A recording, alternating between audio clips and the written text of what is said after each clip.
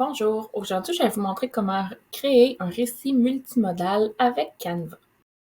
Donc tout d'abord, je dois me connecter avec Canva avec mon compte professionnel idéalement, puisqu'on a un compte éducation. Ensuite, je vais aller choisir un modèle de base pour débuter. Moi, j'aime bien là, les présentations parce que ça nous donne des diapositives pour créer notre histoire.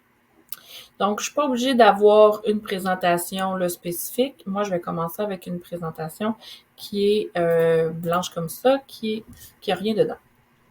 Donc, la première chose que je veux faire, c'est mettre un arrière-plan. Moi, j'aime bien quand mon arrière-plan est d'une seule couleur. Par exemple, ici, je vais mettre noir parce que quand on veut faire un récit multimodal, on veut mettre de la vidéo, du son, du texte. Donc, si notre arrière-plan prend beaucoup d'espace, puis visuellement, il est lourd, ben ça l'enlève un peu l'emphase sur notre texte puis les images qu'on va y mettre pour créer une ambiance. Donc, je vais commencer avec une page noire. Donc, dans Canva, mes options, là, mes paramètres sont tous ici, mes outils, pardon, sont tous ici à gauche. Donc, moi, je vais commencer par vouloir mettre un titre. Donc, je vais venir chercher ici, dans mes outils de texte, il y a des différents outils qui sont déjà prêts. Si je veux ajouter un titre, je peux ajouter juste une boîte de texte ou je peux ajouter un titre là avec des polices un peu plus amusantes là, qui sont déjà prêtes. Dans mon cas, je vais seulement m'ajouter une boîte de texte comme ça qui est un titre et je vais mettre ma première journée d'école. Ce sera ça mon titre. Maintenant, j'aimerais ça avoir une photo d'une école pour mettre dans ma première page. L'avantage de Canva, c'est qu'il y a beaucoup d'images qui sont déjà intégrées dans Canva, puis il va même chercher sur d'autres sites extérieurs comme Pixabay. Là, donc, on n'a pas besoin de sortir pour aller chercher une image et la ramener ici. Donc, dans Éléments, je vais écrire, là, moi, présentement, mon interface est en anglais, donc je vais l'écrire en anglais, mais vous pourriez très bien l'avoir en français et chercher en français. Donc, j'ai des graphiques, des photos, des vidéos, de l'audio. J'ai vraiment beaucoup de choses qui sont mises à ma disposition. Moi, je veux idéalement là, une photo pour ma présentation. Je vais prendre ce qui ressemble beaucoup à une école. Moi, je peux mettre celle-là, on peut dire. Donc, j'aime bien elle, même si ça ressemble pas à nos écoles québécoises. Ma première journée d'école. Voilà. Donc, j'ai fait ma première page. C'est la première page de mon livre. Maintenant, je veux avoir une deuxième page. Donc, elle va se mettre avec un fond noir de façon automatique. C'est ce que j'aime aussi pour pas avoir à toujours le changer. Donc, dans ma deuxième page, j'aimerais ça mettre en fait un chapitre 1. Je vais m'ajouter une zone de texte comme ça ici. Je vais raconter ma journée, comment ça s'est passé quand je suis arrivée à l'école. Ce que j'aimerais mettre aussi, ça pourrait être une photo de casier pour mettre un peu l'ambiance là, des casiers. Ça pourrait même être en fait une petite vidéo parce que dans Canva, il y a des vidéos intégrées. C'est un avantage comparé à d'autres plateformes. Dans Google Présentation, je pouvais aller mettre des GIFs animés. Ici, je peux pas le faire. Par contre, la vidéo là, peut venir remplacer un peu le GIF animé. Ça fait un peu similaire comme effet. Donc, je vais placer la vidéo ici de Mademoiselle qui place son sac. Et j'aimerais ça aussi avoir un son. Pendant cette diapositive-là, j'aimerais bien entendre le son des élèves là, qui se promènent dans l'école. Je vais aller dans Audio et je vais chercher People Talking. Voir si je trouve quelque chose d'intéressant. Et là, je peux l'écouter. C'est parfait. Je vais ajouter ce son-là. C'est celui que je veux mettre. Et là, il est venu se placer à la grandeur de ma diapositive. Si jamais il avait été plus long, je peux toujours venir jouer là, avec le son en bas ici. Si vous ne trouvez pas ce que vous voulez dans les sons qui sont déjà intégrés dans Canva, vous pouvez aller dans Téléchargement, puis aller téléverser un son que vous avez déjà.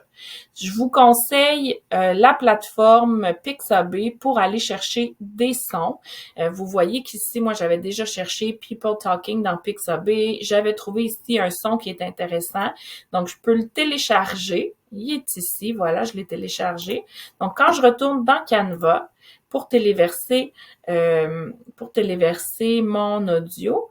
Dans mes téléchargements, là, je vais trouver ici celui que j'avais trouvé et je vais le placer. Là, il m'en a mis deux, un à la suite de l'autre. Je veux pas les deux, mais vous voyez que ça fait exactement le même effet si je vais chercher mon son dans une plateforme que les sons sont libres de droit. Donc, je vais en enlever un. Ensuite, je vais me faire une autre page. Dans cette page-là, j'aimerais bien encore avoir chapitre. Donc, je vais remettre mon chapitre ici. Chapitre 1, voilà. Dans ce chapitre-ci, j'aimerais bien pouvoir montrer une photo 360 de ma classe dans mon histoire là, pour créer une ambiance. Donc, je vais commencer par mettre peut-être une porte. Je vais l'écrire en anglais. Donc, je vais mettre la photo d'une porte. Je vais essayer de trouver une porte qui ressemble un peu à une porte de classe, si c'est possible. Donc, je vais mettre la photo d'une porte. En fait, je pense que je vais même aller chercher un graphique comme ça ici, de ma porte. Voilà, je vais le mettre en plus gros. J'aimerais que quand les gens cliquent sur cette diapositive-là, ils puissent regarder ma classe. Pour trouver des photos 360, je vous invite à visiter School 360. Quand vous avez votre compte, vous pouvez chercher là, juste ici l'image que vous voulez en 360. Moi, j'ai trouvé celle-là que j'aimais bien, donc je vais garder celle-là pour la présentation. Quand je vais dans ma photo 360, je vais aller sur le petit icône de partage et je vais copier le lien qui est là pour ma présentation Canva. Quand je retourne dans Canva, je vais cliquer sur la petite porte. Puis si je clique sur les 3 points, je peux aller insérer un lien. Donc, c'est ce que je vais faire. CTRL-V. J'ai mis le lien là, sur ma porte et c'est fait, voilà. Maintenant, les gens, je veux leur indiquer à mes lecteurs qu'ils doivent cliquer sur la porte pour pouvoir voir ma classe. Je peux le faire en mettant une zone de texte, une image, mais je peux aussi le faire en mettant un son. Donc, je vais aller ici dans Uploads. Et je peux soit m'enregistrer, soit télécharger un audio que j'ai déjà réalisé moi-même avec une autre plateforme. Alors, je vais m'enregistrer moi-même. L'inconvénient de cette plateforme-là, c'est que comme vous voyez, on apparaît en même temps. On ne peut pas avoir juste le son. Donc, je vais venir fermer ici ma caméra. Je vais appuyer sur m'enregistrer. Donc, je vais faire 1, 2, 3. Voilà, j'enregistre. Clique sur la porte pour voir ma classe. Et j'ai terminé. Donc, mon petit icône vient d'apparaître ici. Je vais le déplacer sur la porte pour qu'au clic, les gens puissent entendre de cliquer sur la porte. Vous allez voir à la fin, je vais vous montrer là, ce que donne le résultat final. Donc, je poursuis dans ma 4e page. J'aimerais que les gens puissent vivre un moment en vidéo 360 qui est intégré directement dans mon histoire, dans mon Canva. Ce que je peux faire, c'est d'aller chercher ici en bas l'icône de YouTube et je peux chercher, je vais écrire vidéo 360 et là, je pourrais écrire la vidéo 360 de quoi je cherche exactement. Mais là, ici, je vais vous mettre vidéo 360, bon, un pilote dans les Bahamas, ce sera ça. Donc, je vous mets ça ici. Vous auriez pu faire la recherche là au préalable dans YouTube pour chercher ce que vous vouliez. Et je vais la mettre dans la diapositive complète. Comme ça ici. Sachez que c'est pas possible là, ici de mettre en sourdine les vidéos qu'on va placer dans Canva, malheureusement. Donc, on peut pas ajouter un son par-dessus cette vidéo-là. Il faut avoir le son là, de la vidéo pour l'intégrer. Maintenant, sur ma dernière page, j'aimerais mettre un texte qui sera animé. Donc, je vais mettre, par exemple, tiens, je vais mettre celui-là ici. Ce texte-là, c'est la fin de mon histoire. La fin, je vais laisser là aussi là, pour... Et là, ce que je veux faire, c'est animer ce texte-là. Et dans les outils d'animation, vous allez voir, je vais avoir aussi la fin qui va apparaître comme ça. Je peux aller choisir plein d'autres options. Là, il y en a vraiment beaucoup pour animer la dernière diapositive. Voilà, comme ça, je vais mettre celui-là, je l'aime. Voilà. Donc, j'ai tout fait ça.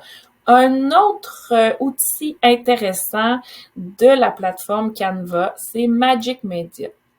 Par exemple, si l'élève voulait créer une photo puis il trouve pas exactement la photo qu'il veut, il pourrait venir l'écrire ici. Encore, ma plateforme est en anglais, je vais l'écrire en anglais, mais la vôtre sera en français.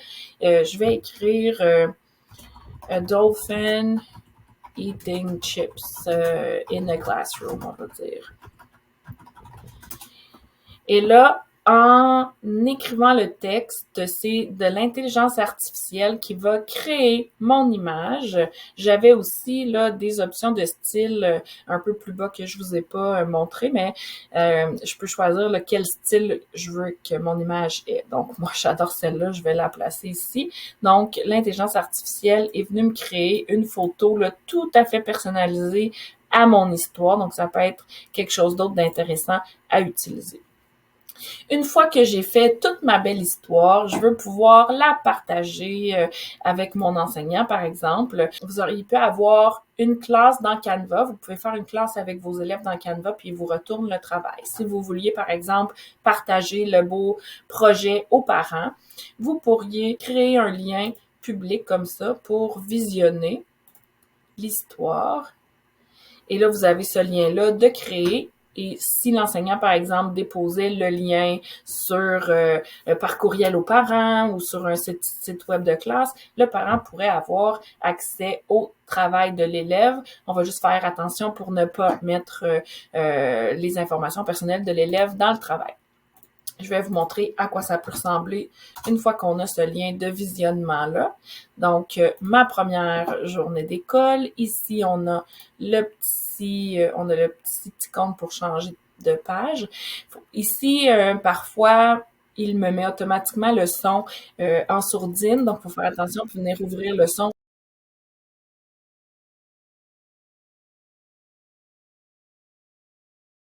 Je clique sur ma porte. Je vois ma classe en 360. Si je poursuis, ici, je vais voir ma vidéo. Vous voyez que la vidéo ne se met pas à jouer automatiquement.